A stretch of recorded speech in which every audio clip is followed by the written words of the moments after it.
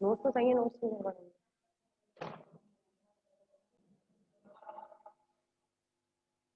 ठीक है,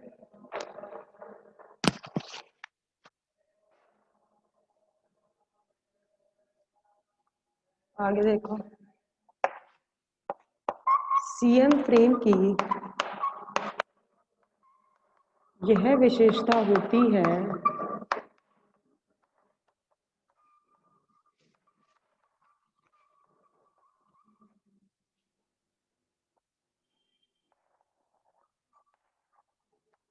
उन संवेग का मान शून्य होता है।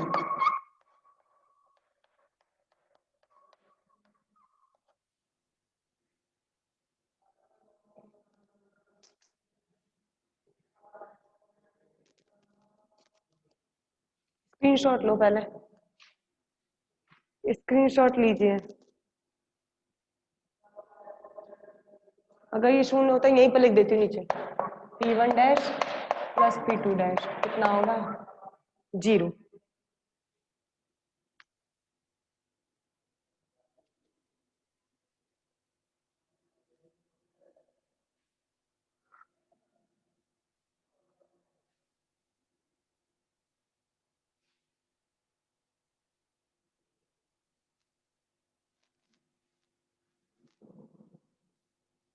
अगर ये 0 आता है तो P म्यू डैश कितना निकलेगा, यहां से नहीं, P म्यू डैश कितना निकलेगा 0 comma iota point C E1 dash plus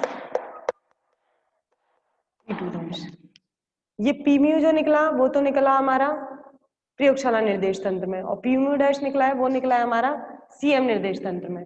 ये डाल रही इक्वेशन नंबर 6, और दोनों हैं वो टक्कर से पूर्व के हैं।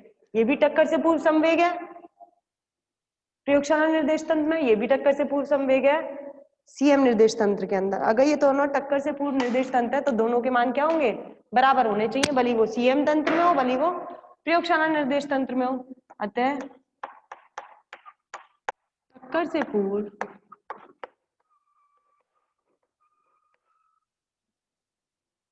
कुल संवेग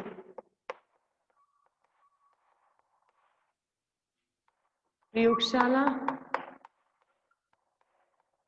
एवं सीएम निर्देश तंत्र में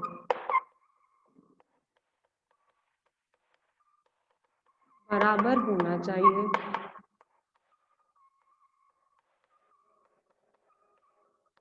अतः पी म्यू और पी म्यू डैश का मान क्या होना चाहिए, बराबर होना चाहिए। और हमें पता है जब ये दोनों बराबर होते हैं तो हमने पहले जो चैप्टर पढ़ा था उसमें निकाला था इन दोनों का मान निश्चर होता है, और निश्चर मान किसके बराबर आया था, एम नॉट सी स्क्वायर। ये हम पढ़ चुके हैं पहले वाले चैप्टर के अंदर। जो दोनों का मान बराबर होते हैं तो एक दोनों बराबर मान एक निश्चर राशि के बराबर होते हैं, वो निश्चर राशि का मान कितना होता है माइनस का एम नॉट सी स्क्वायर। अब ये वाला और ये वाला दोनों बराबर है, कर दीजिए दोनों को बराबर। पी म्यू का मान तो है आपका P1 comma iota upon C E1 plus E2, और इसका मान कितना है समीकरण 5 तथा समीकरण 6 से। P म्यू और P म्यू डैश क्या होने चाहिए, बराबर होने चाहिए। अगर ये बराबर है तो इनका वर्ग भी क्या होना चाहिए, P म्यू स्क्वायर और P म्यू डैश स्क्वायर, ये दोनों भी क्या होना चाहिए, बराबर होना चाहिए। दोनों बराबर है तो इन दोनों का वर्ग कीजिए और दोनों को क्या कर दो, बराबर कर दो।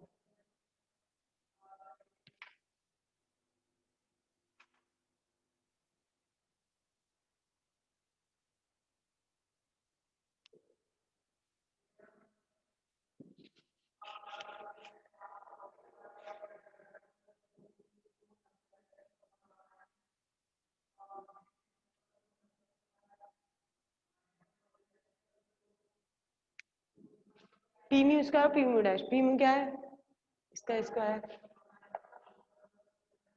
P1 comma iota upon C E1 plus E2 का होल स्क्वायर बराबर किसके आना चाहिए 0 कॉमा आयोटा कौन सी, E1 dash plus E2 dash का होल स्क्वायर। जब दोनों बराबर होंगे तो करिए इसका, ये तो आ जाएगा P1 स्क्वायर, ये आयोटा स्क्वायर हो जाएगा, ये -1 हो जाएगा, E1 प्लस E2 का अपॉन C स्क्वायर, और ये इसका होल स्क्वायर। इधर करोगे तो ये 0 का तो कोई मतलब ही नहीं है, इसका करोगे minus E1 dash plus E2 dash इसका whole square upon C square P1 square. इसको बोल दीजिए A प्लस बी का whole square, E1 square plus E2 square plus 2E1 E2 upon C square. यहाँ क्या बचा, minus E1 dash plus E2 dash whole square upon C square. LCM लेते हैं, C square ले लिया एलसीएम, क्या बचा यहाँ पर E1 square C square minus का E1 स्क्वायर माइनस का E2 स्क्वायर माइनस का 2E1 E2। यहाँ क्या बचा, minus E1 dash E2 dash upon C square. Screenshot low.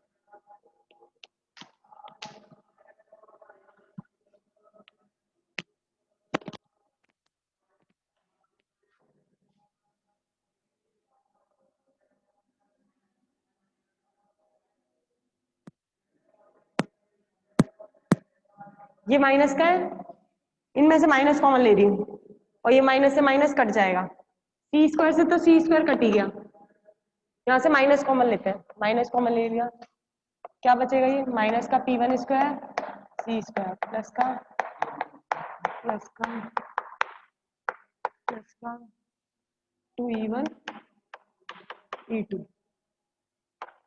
Equal to E1 dash plus E2 dash, और इसका क्या चल रहा है आपका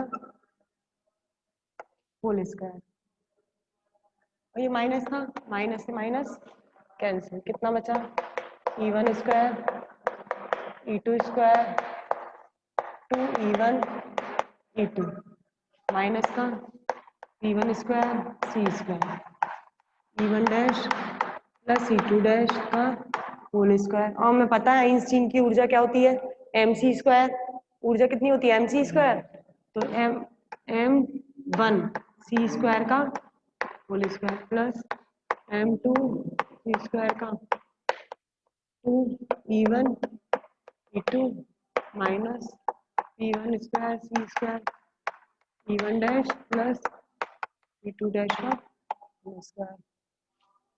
कितना आ गया m1 square C4 m2 square C4 plus 2 E1 E2 minus P1 square C square E1 dash plus E2 dash का होल स्क्वायर। तुम्हारे नोट्स में जो है ना वो यहाँ से स्टार्ट है, यहाँ से स्टार्ट है, वो पीछे का सर हटा हुआ है, उसमें गड़बड़ है नोट्स के अंदर, सीक्वेंस से नहीं है। उसमें पीछे का अभी देखा वो तो मैंने कि ये हटा हुआ है, अभी देखा मैंने कि हटा हुआ है तुम्हारे अंदर, वो मुझे नहीं पता था उसके अंदर है नहीं वो चीज।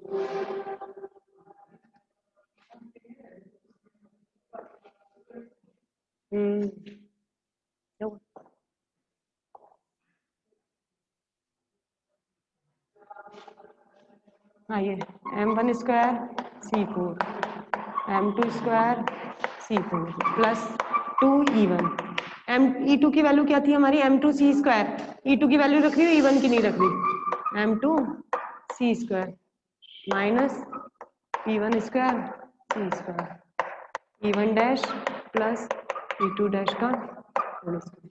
नेक्स्ट क्वेश्चन कौन सी है ये अभी? कौन सी क्वेश्चन हम बनानी है?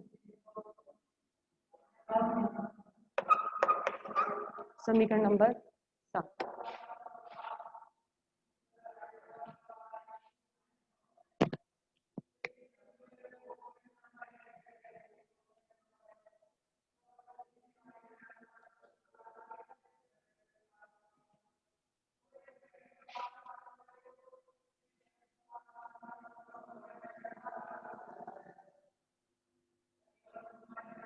अच्छा,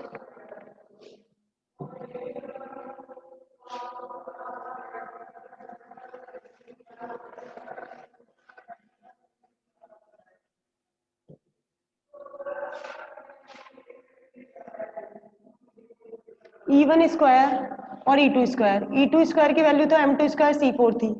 हमने ऊर्जा संवेग सिद्धांत लिखा था अभी कुछ देर पहले, आपेक्षिकीय सिद्धांत, ये लिखा था। क्या था ये? E square equal to P square C square plus M0 square C4, ये लिखा था ना। हमें E1 निकाला था और E2 निकाला था। E1 जो था वो क्या निकला था? P1 square C square plus M1 square C4, और ये निकला था P2 square C square plus M2 square C4। लेकिन इसके अंदर दूसरा वाला कर्ण स्थिर कर्ण है, इसलिए इसका मान 0 कर दिया था। E2 स्क्वायर कितना निकला था? केवल M2 स्क्वायर C4। तो मतलब आपका जो E1 का मान है, E2 का मान तो सही है M2 स्क्वायर C4, वो हमने यहाँ लिख दिया, लेकिन E1 का मान जो निकला था वो कितना निकला है आपका? P1 square C square plus M1 square C4। तो मतलब इसमें केवल M1 स्क्वायर C4 नहीं आएगा, इसके साथ जो आएगा आपका P1 स्क्वायर C स्क्वायर भी आएगा, P1 स्क्वायर C स्क्वायर भी आएगा। अगर यहाँ आएगा तो यहाँ भी आएगा P1 स्क्वायर C स्क्वायर, और P1 स्क्वायर C स्क्वायर और P1 स्क्वायर C स्क्वायर क्या हो जाएंगे? ये दोनों कैंसिल। तो बचेगा क्या? केवल M1 square C4 M2 square C4 two E1 M2 C square. समीकरण नंबर 7 ये ना आके अब ये वाली आएगी E1 dash plus E2 dash का होल स्क्वायर, और इसको डालना है क्वेश्चन नंबर 7।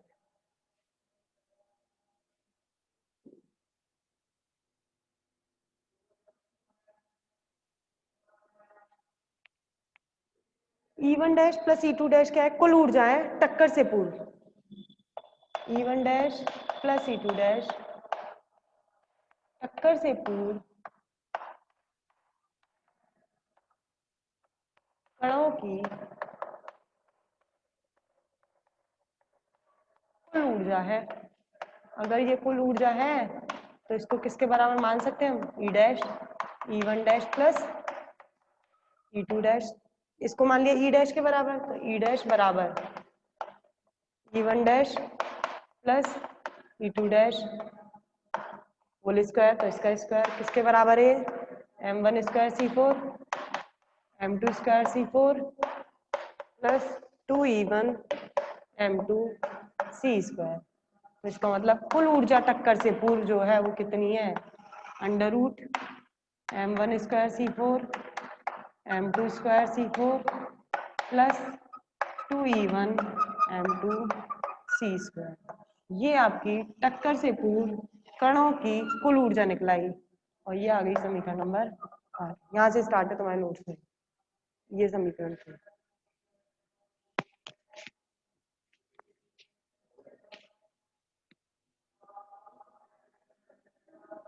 क्लास चल रही है सर, आप सामने हैं।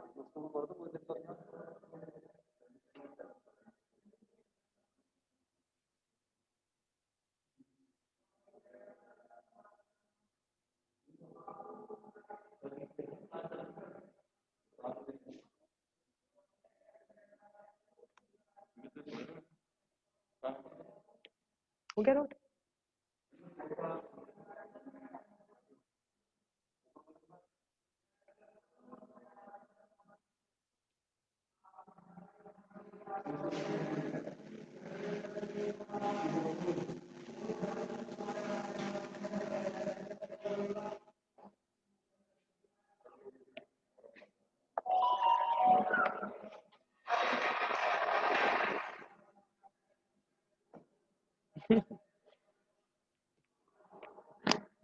ये आपकी कुल ऊर्जा निकली है टक्कर से पूर्व, कणों की कुल ऊर्जा। और हमें पता है प्रत्यास्थ टक्कर में टक्कर से पूर्व जो कुल ऊर्जा होती है वो टक्कर के पश्चात कुल ऊर्जा के बराबर होती है।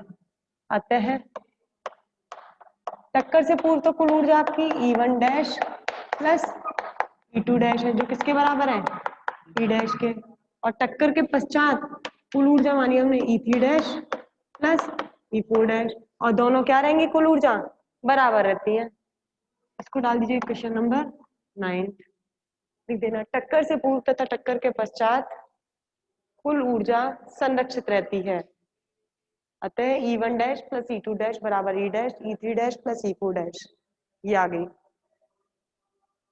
अब E3 डैश और E4 डैश कौन से कणों की ऊर्जा है, कण C की और कण D की, जिसको हमने क्या बोला था, उत्पाद कण। इन कण की ऊर्जा है। और मैंने बताया था जब प्रक्षेपी कण लक्ष्य कण से टकराएगा तो इस प्रक्षेपी कण की जो न्यूनतम ऊर्जा होगी जिससे वो इन दोनों को स्थिर कर दे, इनकी गतिज ऊर्जाएं शून्य कर दे, वो इसकी दहलीय अभिक्रिया ऊर्जा होगी, जिसको हमने डिनोट करा TTS से। अब इसके अंदर इन दोनों कणों के अंदर क्या उत्पन्न होगी, इनमें तो गतिज ऊर्जाएं है नहीं, गतिज ऊर्जाएं किसमें उत्पन्न होंगी, इन दोनों के अंदर। अगर इन दोनों में जो गतिज ऊर्जा उत्पन्न हुई उसका मान अगर शून्य हो गया तो जो कण ये था उसकी जो ऊर्जा कहलाएगी वो कैसी कहलाएगी, दहलीय अभिक्रिया ऊर्जा। तो इसकी जो ऊर्जा होगी इसमें, इसके अंदर क्या होगी, गतिज ऊर्जा T3, और इसके अंदर भी क्या होगी, गतिज ऊर्जा T4। इसके अंदर mc² तो होगी संग में इनमें गतिज ऊर्जाएं और आएंगी T3 और T4। अगर T3 और T4 का मान 0 हो जाए तो ये जो एक ही जो ऊर्जा होगी उसे बोलेंगे हम दहलीय अभिक्रिया ऊर्जा। तो मतलब जो E3 का मान है, E3 डैश मतलब इसकी ऊर्जा, E4 डैश मतलब इसकी ऊर्जा, कुल ऊर्जा ये कितनी होगी, mc² तो होगी प्लस इसमें कौन सी ऊर्जा और आएगी, गतिज ऊर्जा T3। E4 डैश में mc² तो होगी और संग में एक गतिज ऊर्जा और आएगी, वो क्या होगी, T4। अगर आपको दहलीय अभिक्रिया ऊर्जा का मान निकालना है तो T3 और T4 को के मान को क्या लेके चलना पड़ेगा, शून्य। आओ मैं E3 डैश का मान लिख रही हूँ, E3 डैश कितनी होगी, mc² मतलब द्रव्यमान कितना है, m3c² प्लस इसमें ये तो ऊर्जा होगी इसके साथ एक गतिज ऊर्जा होगी T3 प्लस E4 डैश में m4c², ये तो होगा प्लस एक गतिज और ऊर्जा और होगी T4। ये E डैश के बराबर है और ये चल रहा है आपका E1 dash plus E2 dash के बराबर। अब मुझे निकालना जो है वो मुझे निकालनी है इसकी दहलीय अभिक्रिया ऊर्जा। किस कण की निकलेगी, पहली कण की। अगर मुझे दहलीय अभिक्रिया ऊर्जा निकालनी है तो मुझे T3 और T4 के मान को क्या लेना पड़ेगा, शून्य, क्योंकि दहलीय अभिक्रिया ऊर्जा जब ही निकलती है जब उत्पाद कणों की गतिज ऊर्जाएं क्या हो जाती हैं, 0। तो मतलब मैं प्रक्षेपी कण की कुल ऊर्जा लिख रही हूँ पहले, प्रक्षेपी कण की कुल ऊर्जा। प्रक्षेपी कण कौन सा था आपका, A। इसकी कुल ऊर्जा लिख रही हूँ E। और प्रक्षेपी कण है जो वो है E1 पहला कण, उसमें जो ऊर्जा होगी वो क्या होगी, m1c² प्लस संग में कौन सी आएगी, दहलीय अभिक्रिया ऊर्जा। अगर मैं प्रक्षेपी कण की ऊर्जा m1c² प्लस दहलीय अभिक्रिया ऊर्जा ले रही हूं तो इन दोनों के मान मुझे क्या करने पड़ेंगे, 0। अगर मैं इसमें ये नहीं लेती हूं तब इसके अंदर T3 और T4 के मान 0 नहीं होंगे। T3 और T4 जब मान जब ही 0 होंगे जब प्रक्षेपी कण की जो ऊर्जा होगी, अगर इसमें दहलीय अभिक्रिया ऊर्जा आ जाती है तब तीसरे और चौथे कण की जो गतिज ऊर्जाएं होती हैं वो क्या हो जाती हैं, शून्य हो जाती हैं। लिखिए प्रक्षेपी कण की कुल ऊर्जा, तो ये समीकरण नंबर डालना 10। देखो कमेंट बॉक्स में कुछ पूछ तो नहीं रहे हो, देखो ये तो आप वीडियो का काम तो आपका है। वीडियो क्लियर आ रही है, वीडियो क्लियर आ रही है,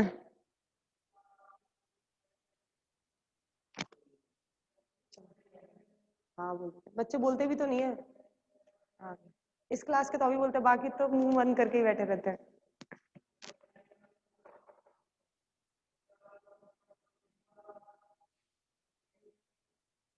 चलो आ जाओ।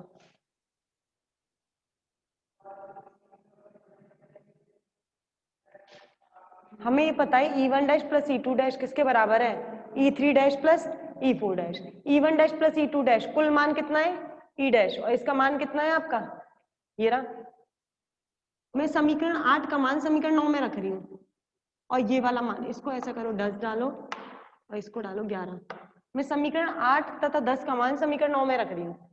समीकरण 8 तथा समीकरण 10 के मान समीकरण 9 में रखने पर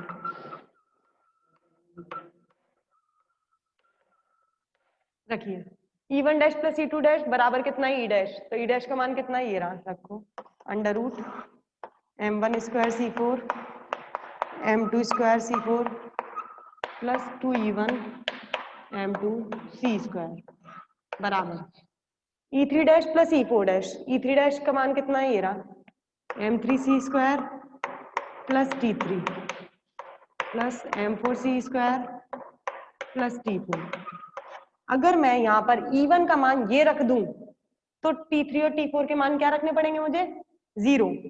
अगर E1 का मान मैं M1 C square plus TTH रख देती हूँ तो T3 और T4 अपने आप क्या हो जाएंगे, शून्य हो जाएंगे। रखती हूँ मैं E1 का मान M1 square C4 M2 square C4 2। E1 का मान रख रही हूँ मैं M1 C स्क्वायर प्लस दहलीय अभिक्रिया ऊर्जा। अगर दहलीय अभिक्रिया ऊर्जा आ गई तो इसका मतलब दोनों की गतिज ऊर्जाएं क्या हो गई, शून्य। तो ये हो जाएगी M3 C square plus M4 C square. Screenshot ले लो।